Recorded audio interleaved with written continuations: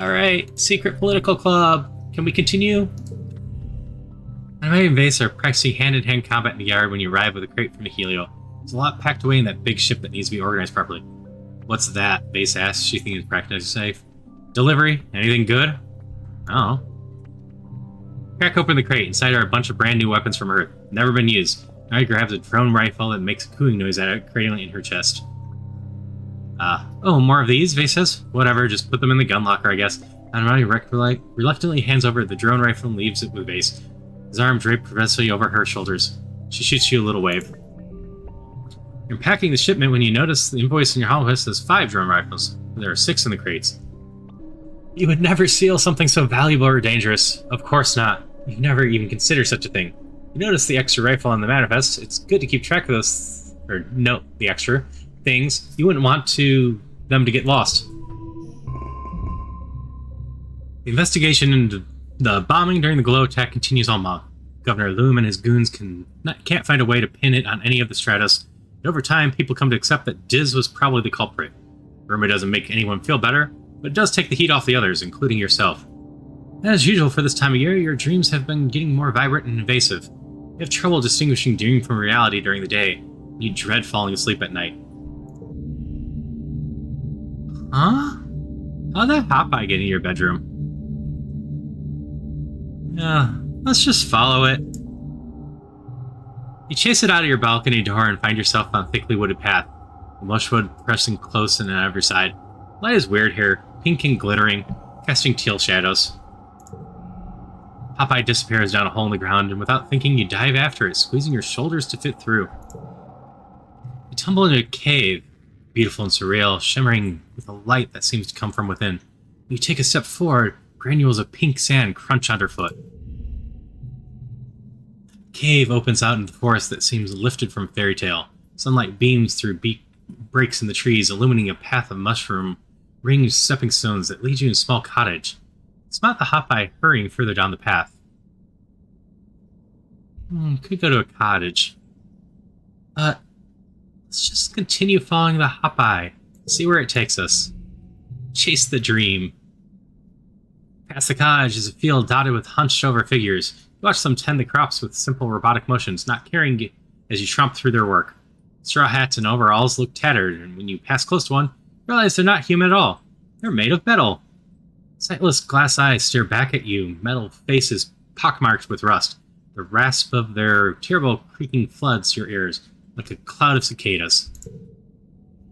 The closest robot turns to you, its glass eyes shine red and grabs you by the wrist. Its grip is painful, bringing you to your knees in the loamy dirt. Pushes you down, planting you like a seed. The ground swallows you and you can't even cry out. You're falling. You land hard on solid ground, your breath whooshing from you. It's hot here, impossibly hot. The twin suns beat down on you, burning your skin in contact. The air is almost as painful as breathe. It's on all directions stretches a barren wasteland of dead trees, like bones puncturing the dry skin of the planet. You rise from the rusty, cracked earth and begin to walk, stumbling over the bones of unknown creatures. You don't know where you're walking, only that the horizon doesn't change. The red sky just stretches overhead, like a great bowl of heat pressing down on you. A great roar shakes you and you turn to see a chimeric nightmare, a manticore, but with Governor Loom's face. He towers over you from a podium, his claws clacking and his tail thrashing his processes. We, primeval forest felling, he chants. We, the river stemming, piercing deep in the mines within. We, surface broad surveying. We, the virgin soil upheaving. Overhead, the sky is streaked with smoke. You are rumbling in the distance. You plant your legs and refuse to look away from the beast. You yell from behind you.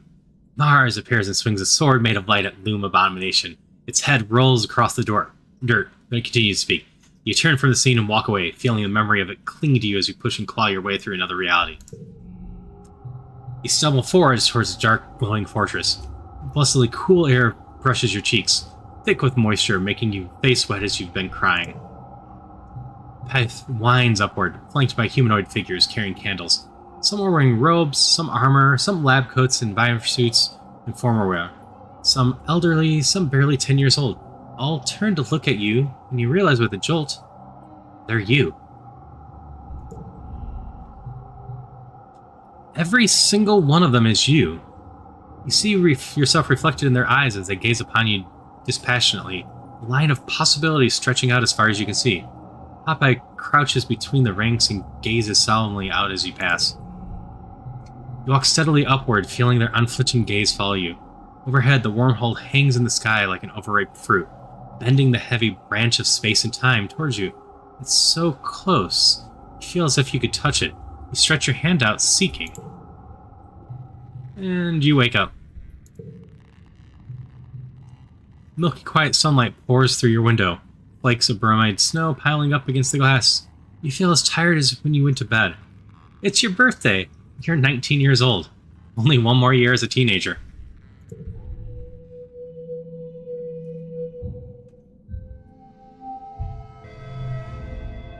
Rex beams when he sees you walking toward him. Selene, he calls. Just the person I wanted to see. You duck under the shade of an overhanging bit of construction. I wanted to talk to you about something, Rex starts without preamble. I wanted to talk about us. What do you mean, us? Rex tilts his head at the corner of his mouth, quirking up a smile thing. I mean, how can I say this? You're hot and I'm easy. Why don't we put those two things together and see what happens? He brushes the backs of his fingers against your cheek. I know when someone's flirting with me, gorgeous. I can tell you're into this pup. He laughs and ducks his head, running his hand through his hair. Sorry, I can't turn it off. Rex links his fingers behind his head and rocks back on his heels. I never really dated anyone before, he confesses. Like, I love people and I really like fooling around with people, but those aren't really the same people. You catch what I'm saying? It's like how I love Nami Nami, but I don't want to be sexy with them. And I definitely hooked up with people I didn't really feel anything for, just because it was fun and we both wanted to.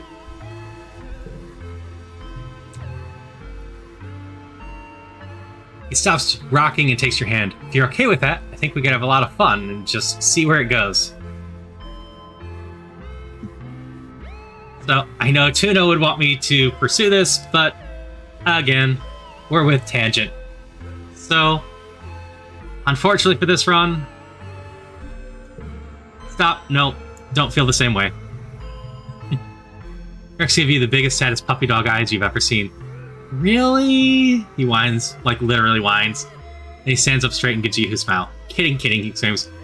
Just pulling your leg. We're cool, for real. I mean, you know me. Dogs gotta hunt. I got plenty of friends I don't sleep with, he says. I'm always happy to have one more. Yep, there's always future runs. Rex slings a friendly arm around your shoulders. I'm glad we talked about this, he says. There's nothing better than a kid and their dog, right? You have to agree. It's awkward to tell someone you don't like them that way, but you feel good about this one. And Rex seems as genuinely happy as ever. It's good to have a friend like Rex. And then, do we have more secret meeting here? You're trying to find a Minister Seek to ask about something and accidentally stumble into a meeting they're having with Governor Loom. You didn't catch the topic of the argument, but you managed to piece together that Seek is trying to get Loom to come up with a way to explain something important to the colony. Whatever it is, Loom is dismissive about it. You hear him say that he's not here to hold people's hand, which just frustrates Seek. Figure it out, Seek, Loom says. That's your job. If we are planning an uprising, we're going to spy. You pretend to organize some papers and listen in. The colony is spending a lot of resources on the security squads, and these need to come from some other departments. Seek tells Loom that he has to present the budget and convince the council that it's necessary. The governor is tired and cranky and doesn't want to bother with the other boring meeting. Loom is just under. Why is this my job? He complains, even though it's clearly his responsibility. Can't I get an assistant to take care of this? You ignore them. You have better things to do than listen to Loom speak to argue about administration. It does seem that they need an assistant, though. Maybe you can offer your service later, when you're not so busy.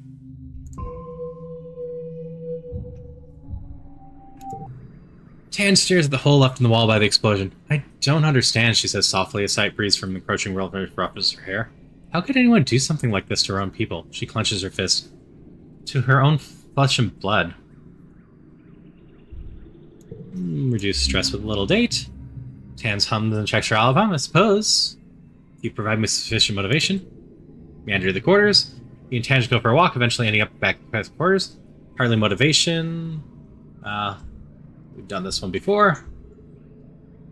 Tan says, realize where you're headed. I don't need sleep as you do. Stop and look at her, wondering if you have to spell it out. She holds your eye, revealing nothing except for a subtle twitch at the corner of the mouth. Finally, she asks, "Oh, you mean for the purpose of copulation?" She says, "Why you say so? Who knew Tang could be such a tease, literally?" You're doing creative writing in teams, and you're paired with Mars. You wish it was Tan. She always does so well on these. The theme is Earth's natural environment. Mars takes the topic at face value and wants to write about how beautiful everything was on Earth. With blue skies and green plants everywhere, and huge oceans that went forever. It always looks gorgeous in carefully staged movies you see in holovids. We can just run with Mars's idea. Mars takes the creative part of creative writing literally, describing Earth's luscious forests and verdant plains and deep jewel-like oceans with a reverence bordering on the obscene. She's pretty passionate about it, so you let her do most of the work. Mars insists she gets to present in class. This too is a good idea. Mars is a born presenter. You aren't sure that's totally based on facts, but it is received well by both your classmates and your teacher. You get a handful of kudos for doing well. Do that one more time. So we got these, right? Yep. Congruence tells you that today you'll be learning about the history of capitalism on Earth. You mean why you humans used to have nice things and now we just eat mashed trippet and soy cakes? Mars says smiling. Please, Earth humans might have had everything messed up. At least they had style. Ever-patient Congruence ignores Mars' contribution and projects the holovid into the classroom. Solemn woman in weird clothes identifies herself as Haven Constance Odenheim, an educational designer for the Humor Group. Tells you that the following experience has been created specifically to teach you, the third generation of the group, about the largest contributing factor in Earth's destruction, capitalism. You and the other students exchange worried looks. You spend the day in an interactive experience that covers the history of capitalism, from market feudalism to transition to communism, and its major phases like industrialism, mass production, and corporatism.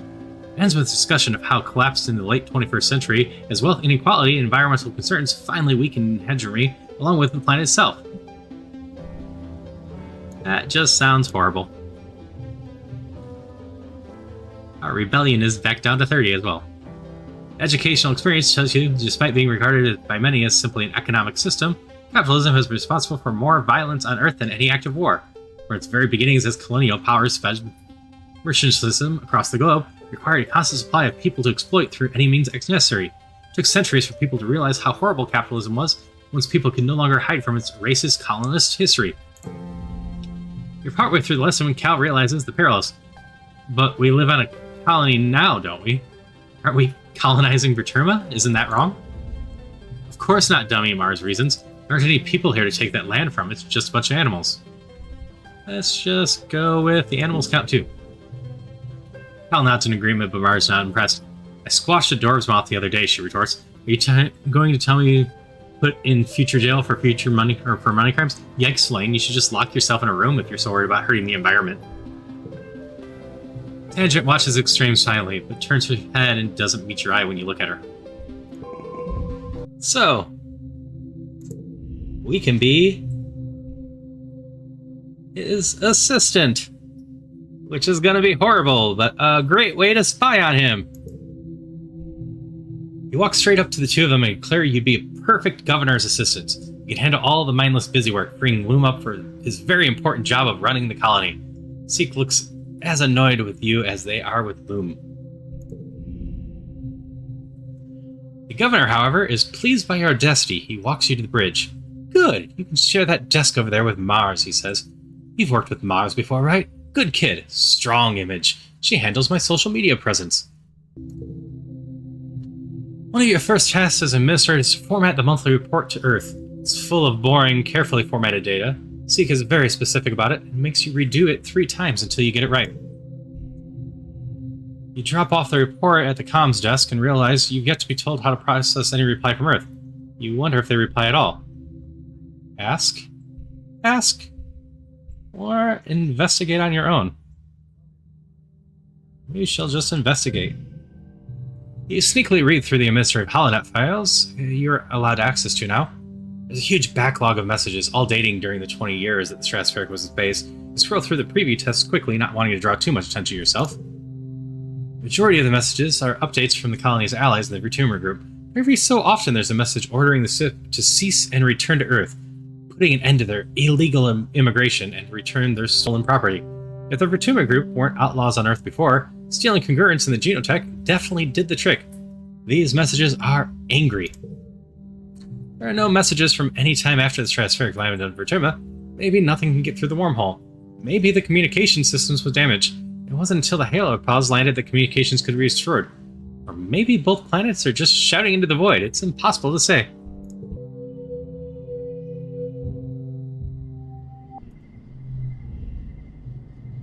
You hear shouting coming from the lab. Tanja's voice and instance as well. There's sound of breaking glass, and then a few seconds later, Tanja explodes from the laboratory. She balls up her lab coat and throws it away. History of humanity is a history of genocide, she fumes.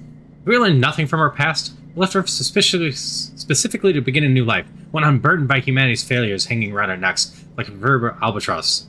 She stops and rests her face in her hands. And to be suckered in almost repeating them, unconscionable. Assist the governor. Being Loom's assistant isn't the glamorous life of political intrigue you were hoping for. He's more of a soldier than a politician, and even then, you hear he's not much of a soldier either. If he notices that people mock him, he doesn't seem to care. It almost makes him more boastful. Like he thinks the sole duty of the governor is to soak up as much attention and power and wield it whenever he likes. Whenever he's questioned on something, he unleashes such a torrent of bravado and barely veiled threats that it's impossible to make your own point. Then he just pushes through whatever he wanted to do anyway. It's infuriating. Given that the colony's governance was always based around the idea of communication and empathy, no one seems to know how to contain him. As for the Helios, they seem to have their own ways to get around him. They're grateful he's gotten into politics because that means your older and more experienced security chief rat makes all but the largest military decisions. In fact, he thinks some of them enjoy that he's such a moron, because they hope the colony fails. They think he's entertaining. Mars is responsible for producing his social media content, which he considers an important part of his brand. They consist mostly of powerful sounding but ultimately empty speeches about how great the colony is doing, how proud everyone should be of their really, really, truly great work, and just fantastic, really. Usually while carrying a log of mushwood so he looks super strong. You and Mars are huddled in command trying to avoid his attention while Mars strolls through Lum's selfie roll, trying to pick the best one for his media. As a political strategy, it's not unheard of, she mutters. Plenty of Earth dictators use it. I just can't tell if it's his official strategy or if he's really this vain. Your first suspicion, Mars groans. Loom clasps his hands from his shoulder and smiles. There you are! I was thinking in the next video, I think the colony is ready to see some footage from that counterattack I led against the enemy aliens. Oh stars, you remember this.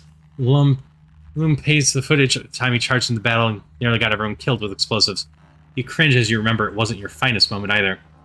Can't believe this is the footage he wants to hold up as proof of his bravery and vision. This is great footage, Mars simpers. Just really great. It's actually perfect for Selene to practice working on their video editing skills. You shoot Mars a stinky look, but she just smiles. Loom agrees.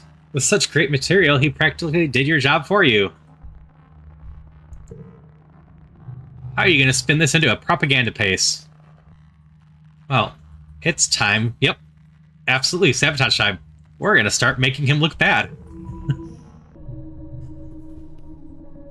You crack your knuckles and settle to make Loom worse than a joke. You make him a meme. Mars cackles when she watches the video and then hits send. It's perfect, she says. I don't care if he looks bad. Garbage in, garbage out, you know?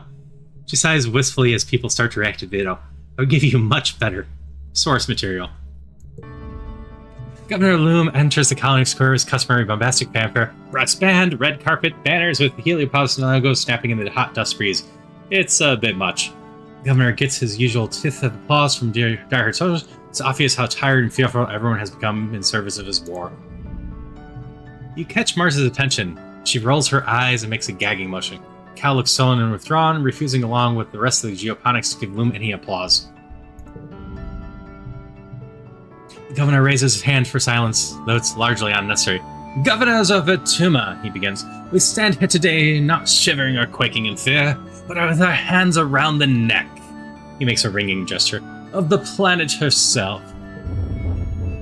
Before he can continue, Mars leaps from her seat and runs in front of the stage. A ripple of fear goes through the crowd. Y'all remember to Utopia last year. It doesn't have to be like this, she cries, speaking to the crowd. We don't have to listen to him. He's just a bully with a gun, like the ones we left behind on Earth. She turns to the council. Why are you just sitting there? Come on, aren't we going to do anything? The council looks at each other. Rhett seems unmoved, and Utopia shrinks into herself, holding her hand to her chest. Auntie Anne looks concerned, but fearful of Loom. Instance is grim, and Seeks just waits to see what happens. Only Cal looks enthusiastic. As the youngest member of the council, he's outmatched. I totally missed Cal joining the council. When that happened. Loom gestures sharply to his guards, and Mars is seized and taken out of sight. In the uncomfortable silence that follows, the governor strides to the front of the stage and looks down at the crowd. As I was saying, you can trust me to lead this colony and humanity into a new era. An era of peace and prosperity, where we no longer need to fear the creatures that come out in the night. He raises his fist to the sky. The planet is rich! It is the Earth we were promised, unscarred by the mistakes of our forefathers. Here we will become what humanity has always strived to become, caretakers of a new garden, children of a new Earth. The people cheer, spurred on by Loom's display of dominance. Loom looks upon the crowd with pride. Pioneers, we're so close. Soon this planet will be ours, and all her riches and wonders with it. But first, we need to adapt to the harsh realities of our current world. He gestures at the council. I know you all love your council, but it's time we thought about the future. We need to guard the colony leadership, he says with some disdain, against sudden upheavals, death, imprisonments, and the like. I've decided to state a second position for each seat on the council, he announces. Loom explains that every council member will take an official second in command. Seconds will be trained in the running of departments and will be ready to take over the departments should the worst happen during attack. Council looks concerned. Is this how Loom begins to cycle out the colonial government with a veneer of legitimacy? Applicants must have spent a minimum amount of time in the department and was judged by the council based on their relevant skills, though Loom will likely argue hard for his heliopolities. Administrator, engineer, cultivator, steward. But engineer makes the most sense, and I don't think Tangent would want the job anyway. Tangent just wants to live in the lab. So, absolutely we will do engineer. Oh, Tangent does want the job. Come forward to be added to the ballot. Tangent watches you with a wary expression as she adds her own name. Engineering has been a mess since Professor Hal died. Maybe this will help. Council discusses all the nominees at length, and then... You win! Tangent comes second to us, like always. Hal upon Chines, the Congress updates your clearance to give you access to all the schematics for the ship and her systems. When the voting is concluded, Seek announces the names of those newly appointed seconds. The crowd cheers for you, and Seek reads out your name as second engineer. You don't recognize the Helio appointed as second administrator. Must be one of Loom's people. Vase is appointed as second security officer as Rhett. He gives a little speech essentially congratulating himself and promises to single-handedly win this war. Rhett's gonna die soon. Only Helio-born agriculturalist is chosen second cultivator. At least there's someone with actual geoponics experience, not someone Loom's installed on the position. Steward of the Heliopause joins Aunt Anne as her much-needed second steward. There's a lot of babies in the colony now, and someone has to help take care of them. Says you don't recognize is appointed as Utopia's second, much to her dismay. After the potlucking is over, the crowd adjourns to the feast tables and eventually the dance floor. Sun sets on a long day, the heat breaks, and the party continues well into the night. After the festivities, it's straight back to your work as usual. Everyone complains, you usually get at least a few days off after Vitumia, but Loom reminds the colony that it's only a few short months before the next attack. Your dreams begin to increase in intensity as the wormhole draws closer to the planet filled with terrifying and confusion visions. A feeling of urgency dogs your steps, like you're running out of time.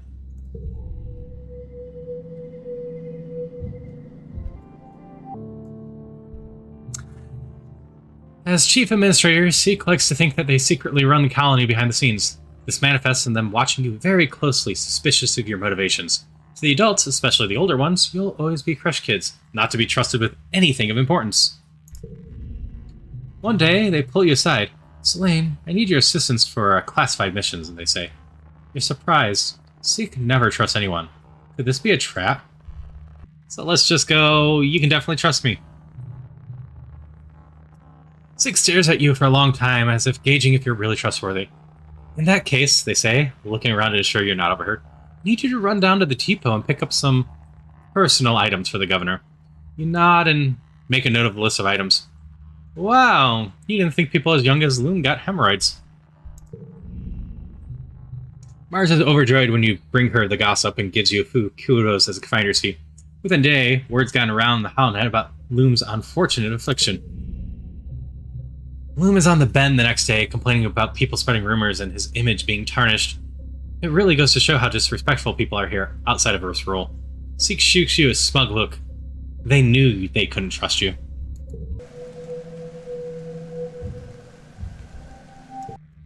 We will assist. Though most people have made great efforts to find common ground, the unrest between Strato and Helio factions is common. The colony was founded with peaceful, egalitarian goals, and the soldiers and scientists of the Heliopause represent everything your parents and Vertuma group were trying to escape from Earth. The fundamental culture shock can be difficult to navigate, even for those with cooperation in their hearts. Then there are those who do not wish to cooperate. Instance barges into command while you're on shift, not waiting for an audience before she starts barking at Loom. Governor Loom, she snaps. Tell your soldiers they are not, and will never be, welcome in my lab. Loom blinks. Soldiers? He says. Do you mean the researchers? At Instance's terse nod, Loom smiles and puts his feet up on his command console. We brought Earth's finest scientists with us, Instance, he says, condescendingly. Experts in their fields, every one of them. I thought you'd be grateful for the help.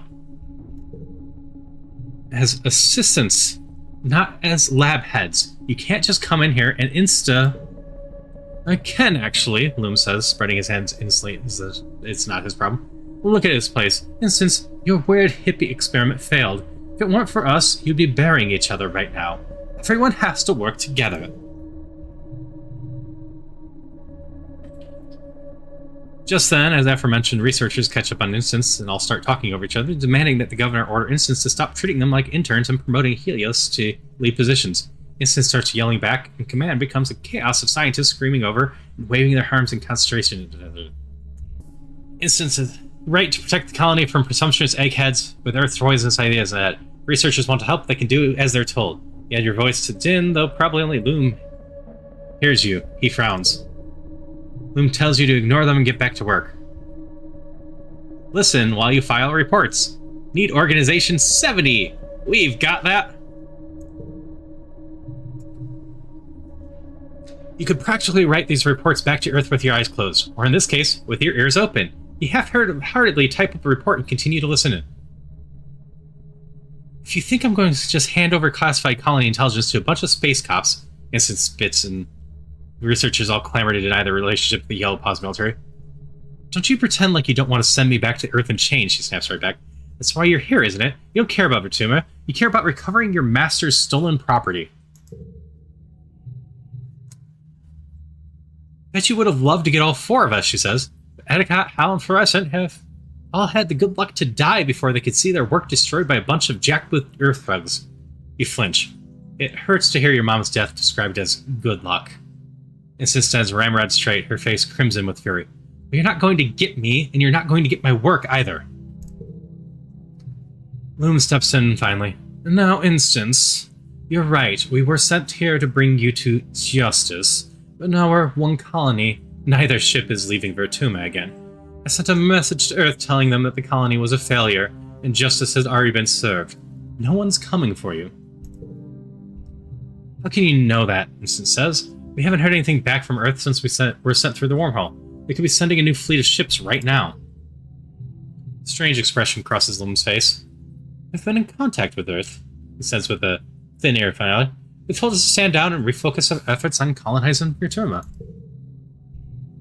The room once again erupts in chaos. You try to get back to work. These reports to Earth that you thought were just busy work may be more important than you realized.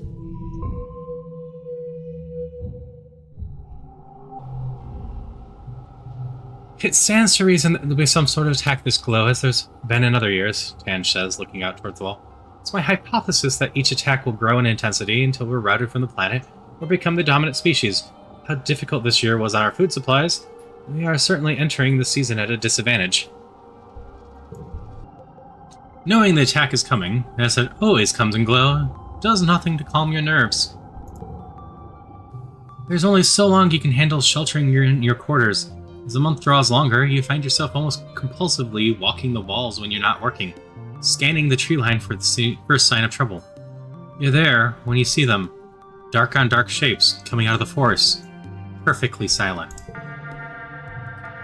You watch with the lookouts as more and more figures amass at the forest edge. Minutes pass as the horde pushes into the fire brink, numbering at least, it must be in the thousands, more animals than you've ever seen in one place. The ground is choked with a teeming carpet of smaller creatures, darting in among the legs of... No. Oh no. Forest bends as faceless emerge from depths, followed by two more. The mood on the walls is discouraged. One faceless destroyed your colony, two faceless require an irresponsible number of explosives to take down. How are you supposed to be able to handle three? Survival is your only goal. It's what humans, it's what all living creatures do. The wave of attackers rolls over the fire break, crashing against the walls. Flying creatures scream overhead, and the sound of blast fire fills the air. You rush towards the garrison to join the squads. As you run, you notice colony defenses are mediocre. As you run, you notice the colony seems to be holding its own. Nothing has breached the walls yet, and it seems the tide of monsters emerging from the trees has slowed. The colony looks evenly matched. The battle's not in the bag, but so long as the defenses hold, things look hopeful. You're descending from the walls when you're thrown to the ground by a tremendous rumble. A few meters in front of you, something tunnels towards you in the mud. You have the impression something long and dark that cuts through the ground like a shark through the water. You scramble to your feet, but it cuts off your path, forcing you towards a geoponics building. It's a storage shed, mostly empty besides bales of hay as the float cow feed. It's dimly lit, but you think you see another door on the far end. The creature advances, throwing up rocks and chunks of dirt as it tunnels closer. Grab a rake and break into the doorway and wait for the monster to emerge. As it rears up and thrusts in a long back snout in the ground, you stab the rake down into it, dispatching it. Before you even have time to be relieved, you spot a second one tunneling towards you. Take another step back into the storehouse and feel heat. The building's on fire. Hey, more stress. The dry thatch roof catches you nights and rains flaming debris down on your head, filling the room with toxic smoke. The ashy heat is intense. You can feel it ripping the moisture from your lungs with every breath. You rush for the rear door, but the fire moves so fast, you're trapped as the roof beam collapses in front of you. You hear a cracking noise, then... just pain and noise like a bell. The world goes dark. You wake to chaos, confusion of light and heat and smoke and fire.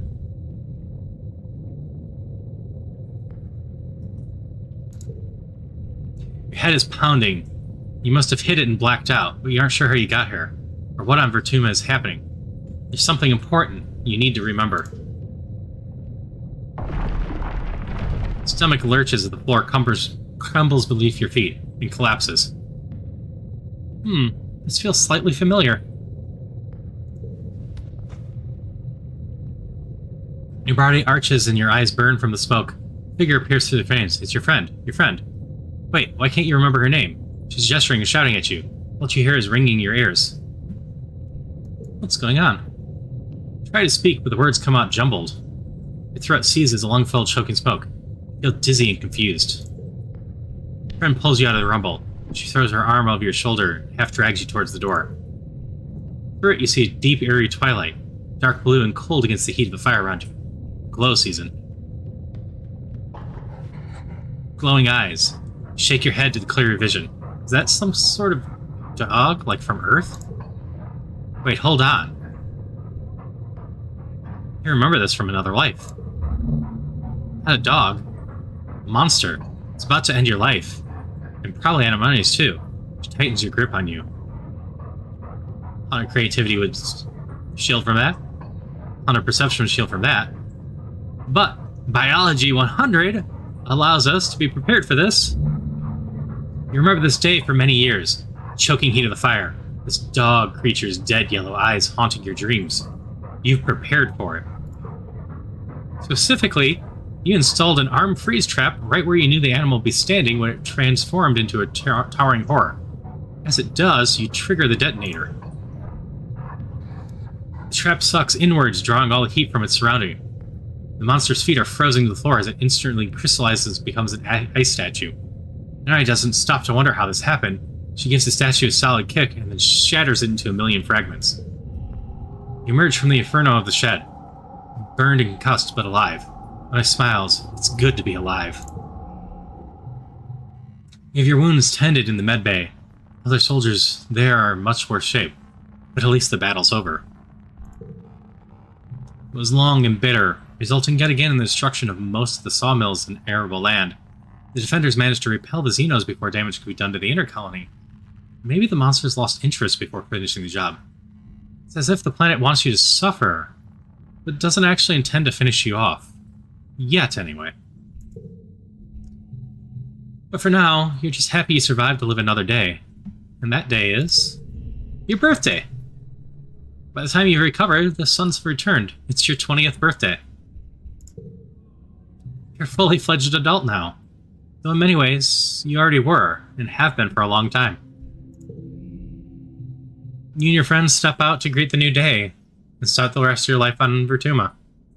The end. You've reached your 20th birthday.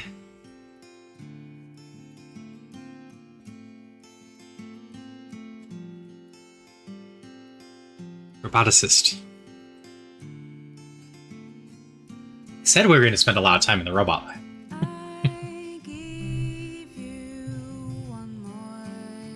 You always loved machines and decided to dedicate your life to them. Make the colony high-tech, refusing to let things just break down as people expected they would. Why bring all this technology to a new planet if you weren't going to fight your hardest to preserve it? We don't have enough rebellion to tinker with the robot programming and start a robot uprising, so we get to make a microprocessor factory instead. Not content to let the colony return to the Dark Ages, you coordinate with explorers to source some of the rare elements needed to create complex electronics. The first thing you set out to produce are new nanoprinters. Without those raw materials, it's not like nanoprinters could print their own replacements after all. Your new nanoprinters have an even longer lifespan. Oh, and they're locally sourced.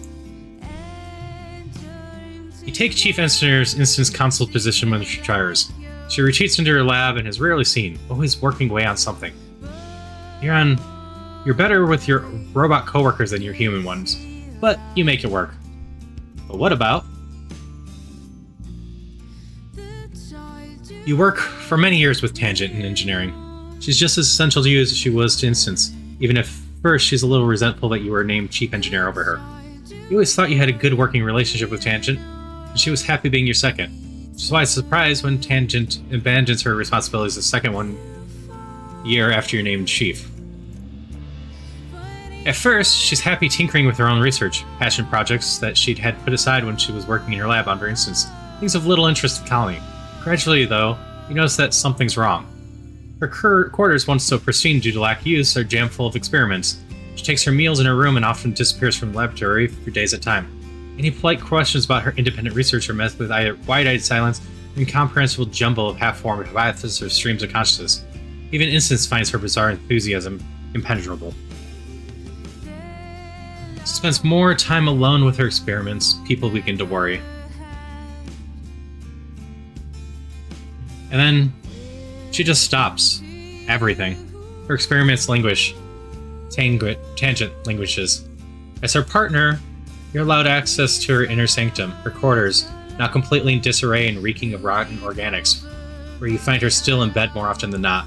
Sometimes she's sleeping, but most often she just lies there, tapped in a nightmare waking state by her hypercharged metabolism. You lie with her, talking about nothing, slowly uncovering her obsession with Dis's fate. Grief manifests at strange times, often requiring years to fully process. The Tangent chose to leave the lab. You help her realize that without structure in her life, she's currently struggling having to deal with a lifetime of grief all at once. She's burnt out, plain and simple. With your help, she managed to recover, but she's haunted for the rest of her life by the unanswered question, what happened to Dis? You and Tangent continue to date for a while, but ultimately your partnership fizzles out. A dramatic breakup isn't Tangent's style, but she does dump you pretty unceremoniously, claiming that she simply doesn't have the attention span to spare romantic entanglements. Her love life remains fairly private, though she's not as frigid as she always claimed. You hear from the colony gossip that she carries on with a string of casual relationships, mostly with other scientists, mostly women. Just like Instance, Tangent never donates genetic material to the next generation. She pretends not to care when people say it's such a shame that her tremendous intellect won't be passed on, citing intelligence is just as much nurture as nature. But you know the truth. She's terrified to pass on her family's mental illness to anyone. Tangent lives and dies in the shadow of what she almost caused to happen on Vertuma, knowing that she almost killed every living thing on the planet weighs heavily on her for the rest of her days. Unfortunately, even with genetic alteration, the human body was not made to withstand long periods without sleep, and Tangent's willful negligence in taking care of herself certainly doesn't help. She develops a heart condition in her early 60s that outpaces the healing capacity of the medbeds and eventually takes her life. But what about... Your parents never got to see the colony through, but you lived on in their stead. They'll always be with you, in the ground you walk on, in the trees that give you shade, and in the cycle that sustains you. But what about? Your robot friend Rob goes through many incarnations over the years, swapping its original VacuBot models and trying out many new functions. Spends a year as a garden bot with a set of pruning shears as one appendage, and has a brief stint as fresh as a predator bot, which does not go well. In the end, it settles on a repair bot and designation of its own, making Rob works with you in the workshop as a kind of assistant. The two of you are a funny team. Your little friend is generally happy and fulfilled. And in my later years? The days turn into months, eventually becoming years, then decades. Before you know it, you're old. Life is tough but rewarding. Fortuna continues to challenge you and your loved ones. The attacks continue every year, getting harder and harder to withstand. But not just that, but droughts, earthquake, diseases, storms, pestilence, and more. Some years you worry about the colony and humanity will be wiped off the map for good. The humans are good at surviving.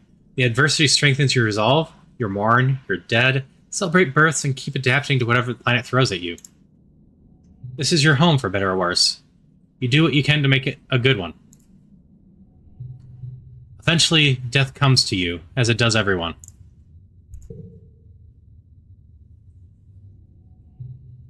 In the moment of your death, as your brain cells fizzle out one by one and shut down forever, a vision swims in your mind.